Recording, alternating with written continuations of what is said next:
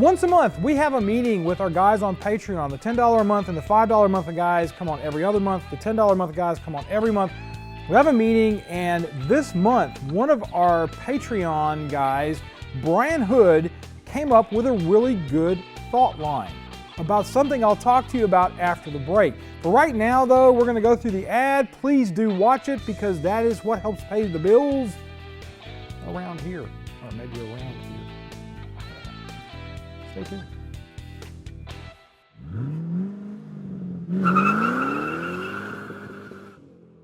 Restoration of a classic Ford is a journey of discovery. Let Autocrafters help you with yours. We offer quality parts for Falcon, Fairlane, F-Series, Galaxy, Maverick, and Pinto. Contact us today. All right, so what I'm going to do today is I'm going to do something that's probably a little inane and crazy, but I am going to actually get you guys involved with this because I honestly don't know everything there is to know about Ford production and specialty models that were promotional vehicles that Ford sold through the dealerships as a dealer promotion. I don't really know any other way to put that. What I'm going to talk about is the middle 60s, probably from like 1965 all the way up through about 71 or 2. And I'm going to actually try to do this strictly from my mind. In other words, these are the things that are trapped in my brain, and you'll know why that can be a real problem for me functioning socially in other events. Because if it's not car related, I kind of stumble and fall apart. I mean, just that way. World War II, I can do that. Star Trek, a little bit of Star Wars. I can talk just enough to make people that know Star Wars know that I don't know anything. Anyway, I digress. So what we're going to be talking about is promotional models. I'm going to do some at first that I am absolutely familiar with. I want you guys to just fill up the comment section below with other promotional cars that I don't mention. Now, I want this to be cars that are not necessarily a straight up Ford promotion. This is something that was probably brought about by, like, let's say the Southern Dealer Association for Ford, for one of the ones I'm going to be mentioning in a little while, or maybe the California dealership programs, because I'm going to mention that one right now. Now, the one I'm talking about with the California Dealer Promotional Group was actually the CaliforniaGTCS.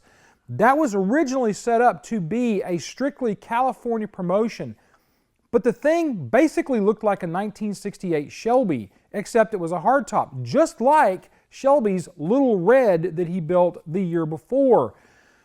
Ford was taken with this idea and actually started marketing it on a larger and larger level, to the point that at one point it kind of died away, and then in the mid-2000s they came back with the GTCS yet again, probably just so that they could keep that name. And nobody else could have it. Because if the patent runs out, they can't keep the name. But that's one of the ones that we're talking about that's a dealer promotion. Another one is also the Colorado dealership group had one that was the High Country Special. Basically, it was a GTCS with a different badge. Really. They had their own set of colors that were different colors from some of the other things that you see, some specialty colors. I have even seen High Country Specials that are actually 66 models. They're not 67 or 68s. They're actually 66, 67, and 68. And yes, I'm trying to do this all in one take. So those are two of the specialty dealer cars. Now, two others I'm going to mention here are two local ones from the Atlanta sales district. Atlanta was a pretty huge sales district for Ford in the 1960s and 70s, and that is the Bearcat and the Stabber Comet.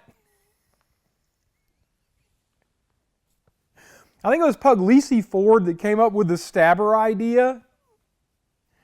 It was basically a Comet GT with thrush-type side pipes on it, a special set of wheels, some fog lights slapped on the bottom of the bumper, and that was really it. That was what they did. Now, the Bearcat is basically the same thing. I can't find any pictures of it, but I know it exists. It has a lot of the same things on it that the Stabber has. Here's a picture. I don't know if this is the guy that created the Stabber and his girlfriend, but this is a picture of a guy standing next to a Stabber. I don't know who this is. If you do know who this is, leave a comment in the section below, because I'd like to know if that's the dude that created it or if it's just some lucky guy that got a Stabber and a girlfriend. Run with that however you want. Next up on my list is from the Southern Dealer Association. They came up with a model idea for the Cougar and for the Cyclones in 1968, and that was the Southern 500 or the 500. Now the interesting thing about this is there's a couple of different ways to look at this. You have the Cougar that is the 500, and what that was is it got the 500 badges from the Galaxy and the flag from the 1964 Comet Caliente on the rear quarter flanks of the car, like the picture I'm showing you right now. That was the Cougar, and I've seen it in a couple of different variations. Most of them that I've seen are not XR7s. I actually have never seen one that was an XR7, but I'm sure that they may have been able to do that. The other model, however, is the GT Cyclone 500.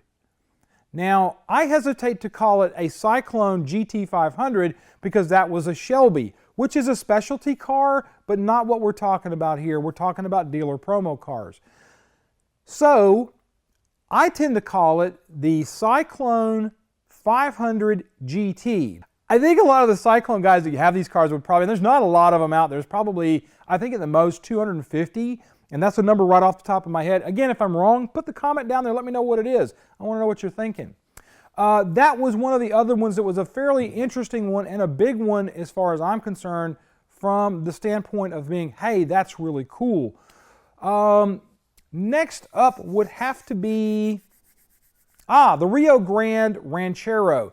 Now, in 1970, I believe, no, take that back, 1969, Ford created a Rio Grande Ranchero.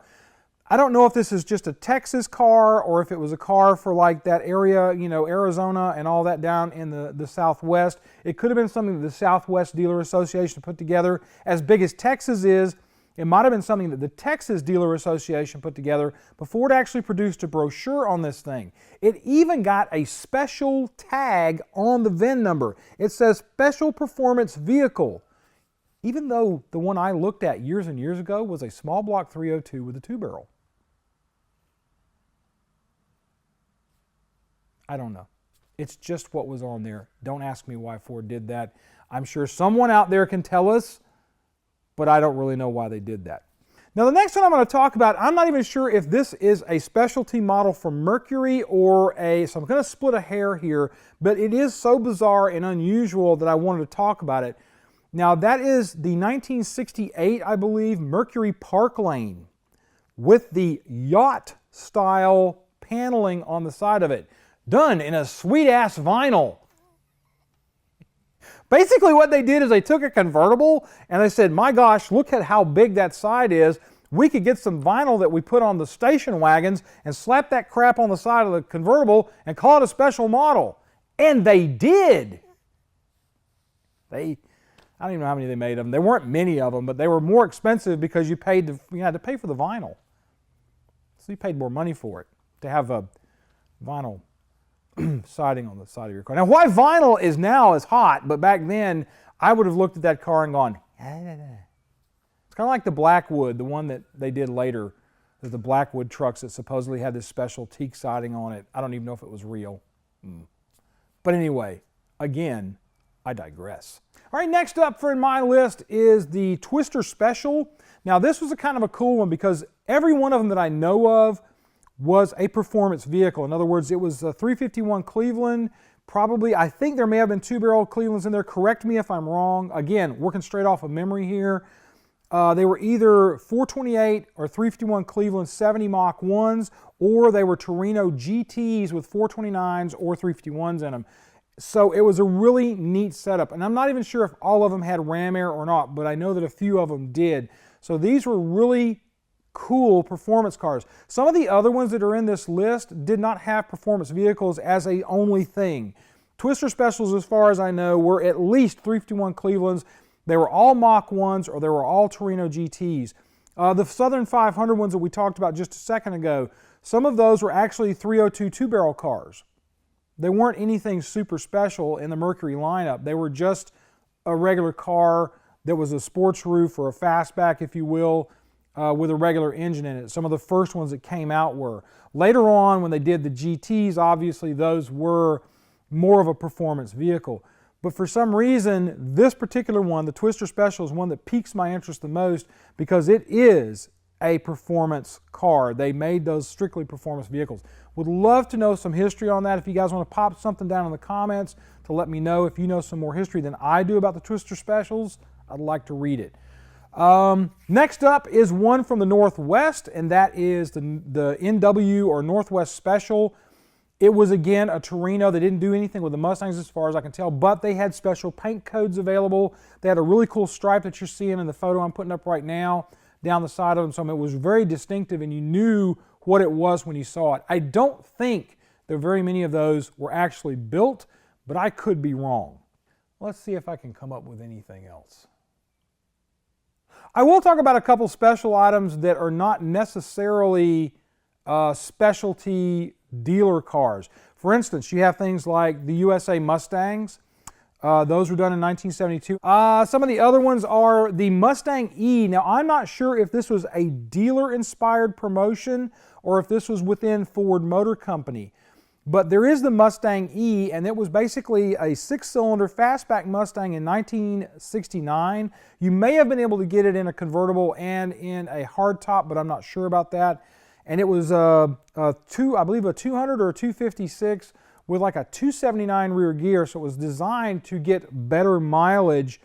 Not sure how well that thing sold. What I'm going to talk about now also is some of the other things, like you may want to say, well, what about Boss 302s? Not a dealer promo car. What about the Shelbys? Not a dealer promo car. You know, things like the Comet GTs and the Maverick Grabbers, none of those were dealer promo vehicles. They weren't specialty things where you stack something on top of something else. A lot of them even had their own number set in the VIN, so they were actually deemed what they were shown to be on there. Like if you had a Boss 351, it has its own thing on it. So you know by the engine code that it's an R code engine, so you know that's a Boss 351 Mustang for 71. I think that's it. I don't think there's anything else that I can remember, which means it's going to be a fairly short video. And what I want you guys to do now is to populate the comment section below with information. I am an information guy. I am like a baseball stats kind of dude.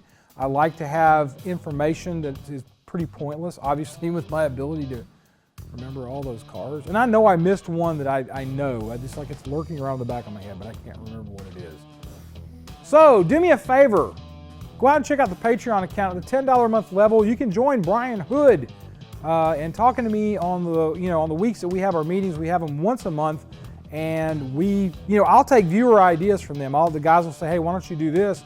And I will endeavor to do the show. I thought this one was a particularly neat idea for Manic Mechanic because it is an only Ford thing, so we would put it over here on this. And it's kind of a cool thing that Ford guys, we all seem to like that, hey, what about these specialty models? So check out the Patreon account and join up if you want to. You're going to help support Andrew and help support this business to make it so that we can do really cool how-to tech for you like we like to do. Subscribe to the channel as well, please. We are on our way to 100,000 viewers or subscribers on the channel. That is a really big deal for us. That changes our tier level somehow within YouTube, which means they'll probably bump it to 150 from this point on. As soon as they see me getting close, they seem to change what they do with the levels. But I still want 100,000 subscribers. That means that we have a lot more push and power to get things done out there in the industry and, in general on YouTube. It helps us help you. And I guess that's it, folks. So be kind to each other, be nice to each other, love on each other. You guys have a great week, and we'll see you on down the road. I know there's one more. I know there's one more. And it's on my phone. I'm not going to consult I even left my phone down in the offices so I wouldn't go like this while I'm talking to you guys. You can ask Andrew. Even though he's probably not going to say anything. Do I have my phone? We did actually stop once, but that's because one of the kids decided to go out and ring the dinner bell for absolutely no reason this afternoon. It felt like I was about to board a tugboat in the 1860s, but so we had to stop for that because I'm not going to leave film running while we're trying to go chase children down and tell them not to do these things. So there you go. So that's this episode. Dab out.